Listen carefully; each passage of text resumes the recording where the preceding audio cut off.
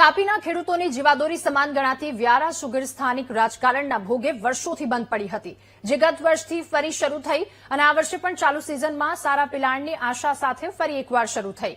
ખેડૂતો પણ એજન્ટો થ્રુ જિલ્લા બહારથી સુગરમાં શેરડી આપવાના બદલે વ્યારા સુગરમાં સીધો શેરડીનો પાક આપી રહ્યા છે, જેનાથી ખેડૂતોને તેનો લાભ મળી શકે। સ્થાનિક ખેડૂતોનું કહેવું છે કે આ સુગર બંધ રહેવાથી અહીંના ખેડૂતો શેરડીનો પાક એજન્ટો થ્રુ અથવા તો ગોળના કોલાઓમાં ઓછા ભાવે આપવા મજબૂર થયા હતા।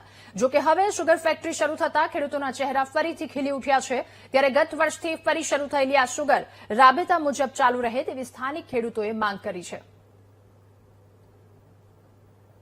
વ્યારા સુગર જે ઘણા સમય ત્યાં બંધ હતી એ હમણાં ચાલુ થઈ છે। રાજકારણના લીધે કઈ ભોગ બની હતી, હવે જો સુગર ચાલુ થઈ છે તો અમારા માટે સારું છે। હવે એજન્ટોને રોકડીમાં એ કરતા પણ અમને પૂરતું પૈસા મળતા નહીં હોતા।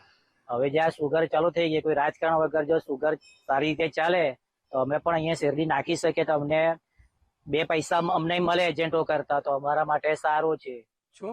અમે વર્ષોથી ખેતી માટે શેરડીનો પાક કરતા હતા ને હવે જ્યારે વર્ષોથી અમારી જે ફેક્ટરી હતી સુગર ફેક્ટરી પનિયારી ગામે એ વર્ષોથી બંધ હતી અને જેથી અમે ખેતી શેરડીનો પાક કરી નહીં શકતા હતા અને જે તે સમયે કરતા હતા ત્યારે સુગર ફેક્ટરી બંધના લીધે અમને પાકો બીજી ફેક્ટરી દ્વારા કે એજન્ટો દ્વારા ભાવ મળતા નહીં હતા, જેથી અમે શેરડીનો પાક કરતા નહીં હતા। હવે ફરીથી આ ગત વર્ષથી જે સુગર ફેક્ટરી ચાલુ થયેલી છે તો અમને એ આશા છે કે સુગર ફેક્ટરીમાં સારા ભાવ મળે।